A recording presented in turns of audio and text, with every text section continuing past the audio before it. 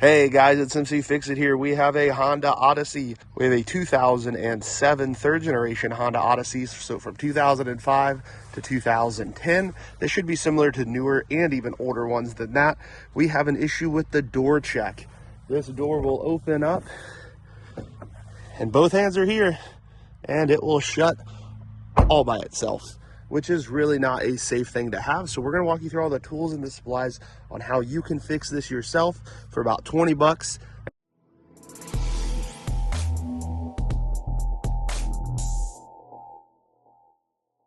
Here are the different tools and the supplies that I used. You might find some other things that work well. Here are the two parts. The front left door is this part right here for the checker. And the front right passenger side is that part. The biggest difference that I noticed is the way they are constructed. You do want to make sure you have the correct one for the correct side. You're going to need some kind of, I'm going to use a drill to speed it up, but you're going to at least need a Phillips screwdriver and a flathead screwdriver. Okay, here we are on the passenger side, and I've turned the vehicle around so the door will automatically push that way. It is not stopping at any point to where it almost hits the camera. So now we have to go ahead and do pretty much the same thing you're going to do on both sides. Very similar, same screw location, same pretty much everything. So we're going to need to remove this access panel. To do so, just take a flathead and just kind of pry that out. That right there will leave you with 2 screws. These are the smaller of the 4 screws we're going to take out, so do remember that. Just like that.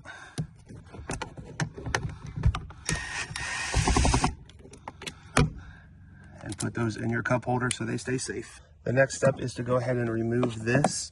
You can put the screwdriver down in first and get it to start prying up.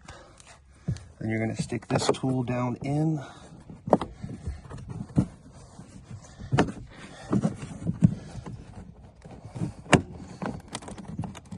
And it'll just pop itself out. Do be careful, there are lots of different parts on this that can break if you try too hard. And then we need to remove this clip right here. It is on the side closest to the engine, so you'll compress that and pull it, and that will come right out of there. That'll give us access to this screw, and there's another screw right down here. So the first screw is down in here.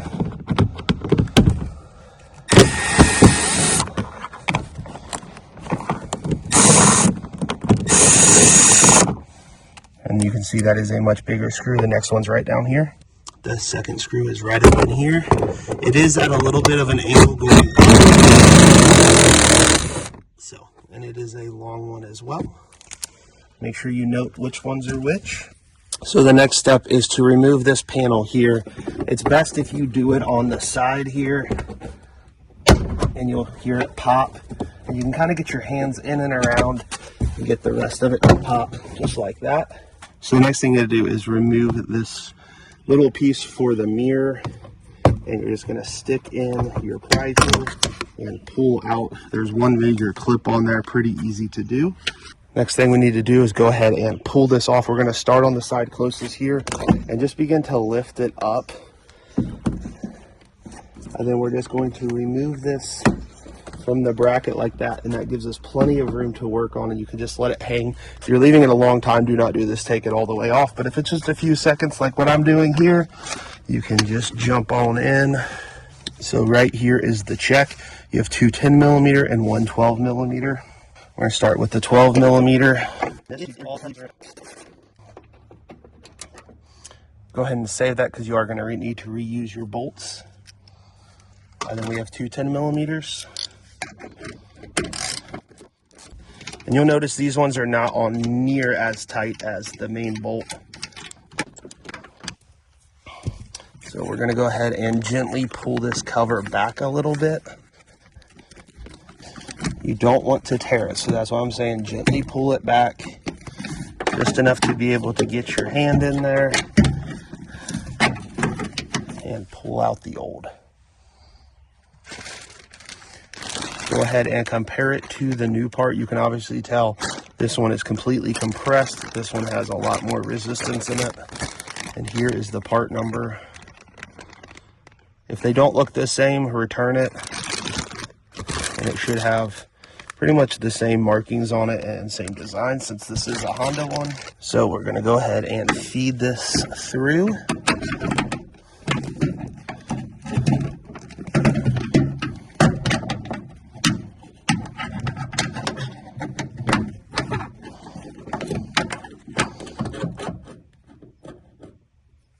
And once you kind of get it lined up on the side, I know this is not the best camera angle, but just slowly start to hand tighten these bolts in once you have it nice and lined up.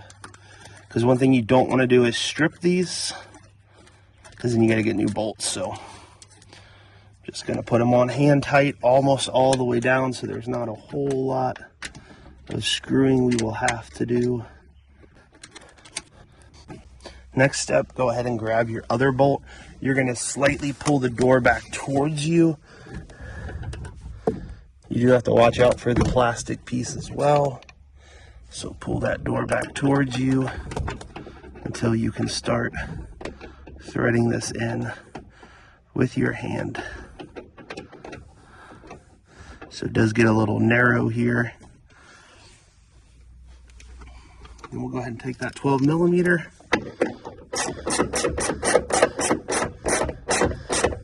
Start tightening that down into place. I do not have the specs for this, so just give it a good 22 foot-pounds is the door jamb right here, so I'm guessing probably 22 foot-pounds. But it did not say, so I'm not torquing it down. I'm just giving it a good amount, 10 millimeter.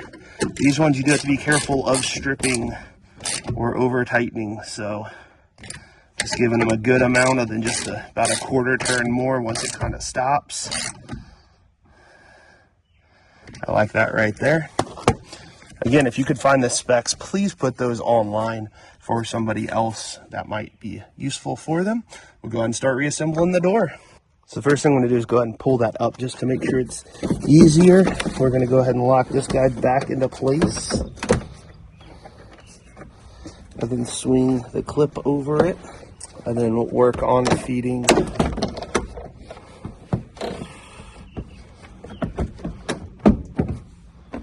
everything back in. You will want to make sure you pull out your wiring harness there. And then once everything's in place, just go ahead and tap all of those and knock them into place.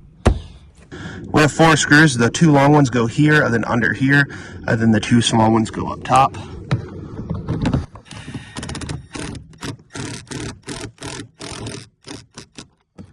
You don't want to over tighten those, but you do want to make sure they are down and secure. This one is at an angle that goes up just a little bit.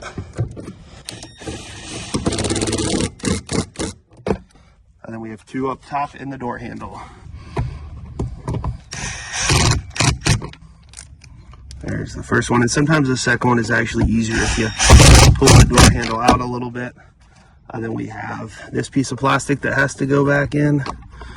You're going to put it up this direction first, and then slowly just push it into place.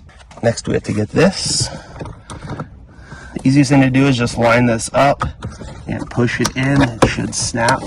As you're feeding this down into, you start on this end and just slowly start pushing it into place all the way around. Test your unlock lock buttons. Those work great. Got this piece we got to put back in as well, and it's really just one snap there. We'll go ahead and test it. And here's the other side. Again, we're parked downhill this direction.